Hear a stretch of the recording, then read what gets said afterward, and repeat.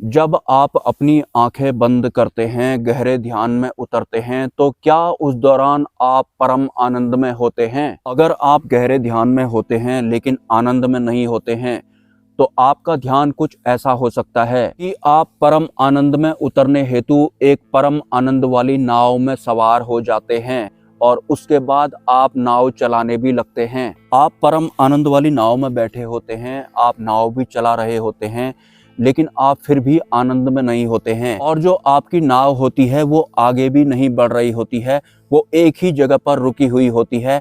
आप बस उसे चलाने की कोशिश कर रहे होते हैं। आप परम आनंद में इसलिए नहीं होते हैं या फिर आपकी नाव आगे को इसलिए नहीं गति कर रही होती है क्योंकि नाव में एक रस्सी भी होती है जो अक्सर जो नौका चालक होते हैं, नाव का कोई काम नहीं होता है तो उस डोर के सहारे वो नाव को बांध देते हैं। आपने भी परम आनंद वाली उस नाव में सवार होने से पहले उस डोर को खोला नहीं था, तो नाव आपकी एक ही जगह पर थी और जो वो डोर थी वो कोई मामूली डोर नहीं थी, वो संसार की डोर थी। मतलब संसार को भी आपने पकड़ रखा था और आप परम आनंद में भी होने की कोशिश कर रहे थे, लेकिन सांसारिक डोर बंधी होने की वजह से आपकी नाव आगे नहीं बढ़ रही थी या फिर आप आनंद में नहीं हो पा रहे थे। अगर आप ध्यान में होने के दौरान आनंद में नहीं होते हैं तो सिंपली आपसे संसार भी नहीं छूट रहा है और वास्तविक सत्य आपको पूर्ण रूप से चाहिए भी नहीं।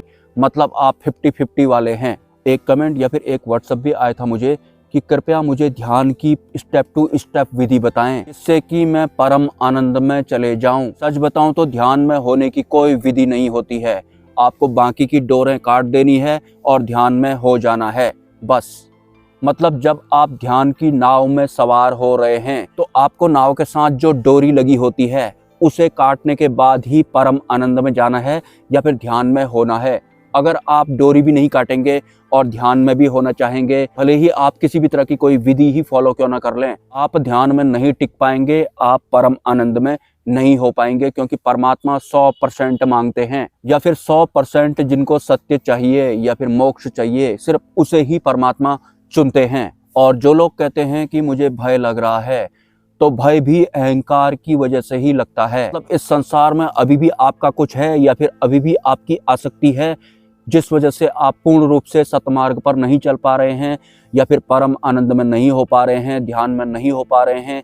इस वजह से आपको ध्यान के दौरान भी भय लग रहा है। भय का जो वास्तविक कारण होता है वो भी अहंकार ही होता है। अहंकार बहुत बारीकी से काम करता है। मतलब 50% आपको संसार चाहिए या फिर शारीरिक सुख चाहिए या फिर माया वाले सुख चाहिए और उसके साथ साथ आपको परमात्मा भी चाहिए या फिर मोक्ष भी चाहिए। इस तरह की मेंटालिटी के साथ अगर आप गहरे ध्यान में उतरेंगे तो आपको भय भी लगेगा ही लगेगा। या फिर वास्तविक सत्य आपको पूर्ण रूप से पसंद नहीं है, आपको अपना वाला या फिर मैं और मेरा वाला अभी भी पसंद है। इस वजह से आपको ध्यान साधना में भय लग रहा है। इसके अलावा जो भूत प्रेत होते हैं वही इंसान को पॉजेस नहीं करते हैं।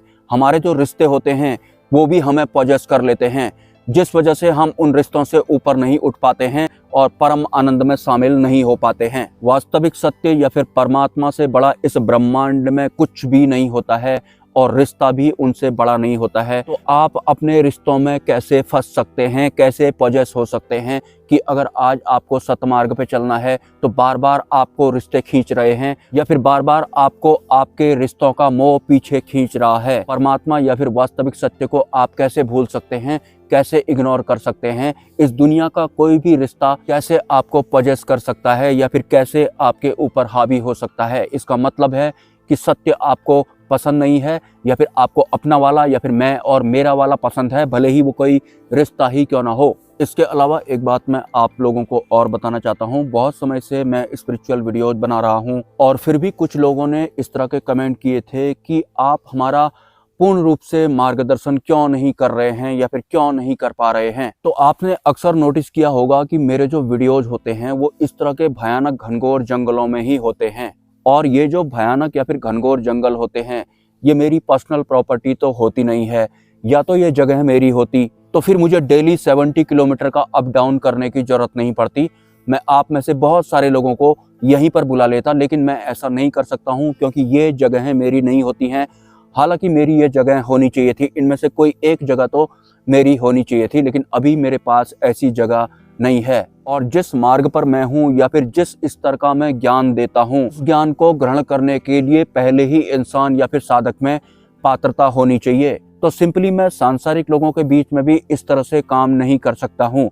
मतलब जगह मेरी खुद की होनी चाहिए, जो कि मेरे पास नहीं है, और अगर है भी तो वो जॉइंट वाली है, और वहाँ सांसारिक बहुत सारे लोग रहते हैं, जिनमें से कुछ लोग तो ऐसे हैं कि जिन्हें सच बोलने वाला इंसान जहर की तरह चुभता है। तो कुछ इस तरह से मुझे एडजस्टमेंट करना पड़ता है। लेकिन बात यही खत्म नहीं हो जाती है। एक पर्टिकुलर अवस्था पार कर लेने के बाद साधक को मार्गदर्शन करने वाले के सम्मुख भी होना पड़ता है।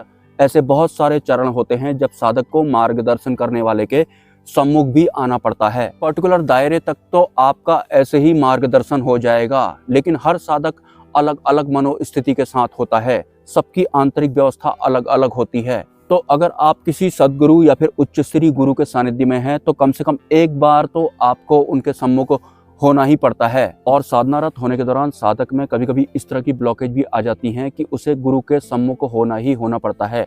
लेकिन मेरे पास ऐसी कोई भी व्यवस्था नहीं है, और लगभग अगर आजकल ज़मीनें खरीदी जाएं तो लगभग 1.5 करोड़ रुपए की मिलती है, क्योंकि पहाड़ों में जो ज़मीन है वो बहुत ज़्यादा महंगी हो चुकी है। और मेरे पास इस YouTube से भी कोई पैसा नहीं आता है। सिर्फ एक बार आज तक इसमें लगभग 8,000 रुपये आया था, उसके बाद 8-9 महीने हो चुके हैं। मेरे पास YouTube से किसी भी तरह का कोई अमाउंट नहीं आया है। और अगर किसी अन्य हिसाब से मेरे पास किसी भी तरह का धन आता भी है तो वो सब बराबर हो जाता है। मेरे पास 1 रुपया नहीं बचता है। मैं अपने लिए कुछ नहीं कर सकता हूँ। हालांकि मुझे अपने लिए कुछ करना नहीं है, लेकिन सच बताऊं तो मेरे पास इस तरह की खुद की पर्सनल जगह नहीं है, जिस वजह से मैं बहुत सारे काम नहीं कर पाता हूँ। हालांकि अगर मैं अपने तक ही सीमित रहूं तो फिर मैं ऐसे ही रहूंगा। मैं ज्यादा हाथ पैर फैलाता भी नहीं हूँ। लेकिन बात अगर बहुत सारे लोगों के मार्गदर्शन की आएगी तो फिर मुझे कुछ इस तरह की व्यवस्थाओं की जरूरत पड़ने वाली है। पढ़ने वाली नहीं है, वास्तव में मेरे पास ये व्यवस्थाएं होनी चाहिए थी, लेकिन मेरे पास नहीं है। मैं आपको साफ साफ बोल देता हूँ। और सारे के सारे काम वीडियोस के माध्यम से नहीं हो सकते हैं। जहाँ बात वास्तविक अध्यात्म की आती है, वास्तविक मोक्ष या फिर मुक्ति की आती है, तो मुझे कुछ इस तरह की व्यवस्थाओं की जरूरत है, जो कि मेरे पास नहीं है। हाँ, अगर फ्यूचर में कुछ ऐसा होता है तो ऑटोमेटिक ये जो काम है ये अपने आप ही चलने लगेगा। लेकिन उससे पहले कुछ इस तरह की ब्लॉकेज आ रही हैं। ये जो जगह है, मैं 70 किलोमीटर दूर यहाँ पर आकर बैठा हुआ हूँ, और किसी को नहीं पता है कि मैं कहाँ गया हूँ, मैं क्यों गया हूँ। और ये आज से नहीं है, ये बहुत पहले से है। और जगह भी मुझे कुछ ऐसी चाहिए कि जहाँ माया भरपूर मात्रा में हो, मतलब ये प्रकृति भरपूर मात्रा में हो, नदी भी हो पास में, पेड़ पौधे भी हो, बंदर भी हो, भूत प्रेत भी चलेंगे, सिद्धियाँ भी चलेंगी, परग्रही भी चलेंगे, सब होने चाहिए एक साथ में। कुछ ऐसी जगह मुझे चाहिए। हालांकि ये सब करने के दौरान मेरे बहुत सारे गुरु भी हैं, और उनकी तरफ से मुझे ये मैसेज भी दिया गया है कि आप ये सब छोड़ दें और आप हमारे आश्रम में आ जाएं, मतलब हमारे स्थान पर आप आ जाएं। मतलब ये सब करना मैं छोड़ दूं, और पूर्ण रूप से हो भी नहीं पाएगा तो करके भी क्या फ़ायदा। कुछ इस तरह की बातें भी मेरे दिमाग में चलती हैं। आप अगर कोई सुझाव देना चाहें तो दे सकते हैं। मिलते हैं नेक्स्ट वीडियो में।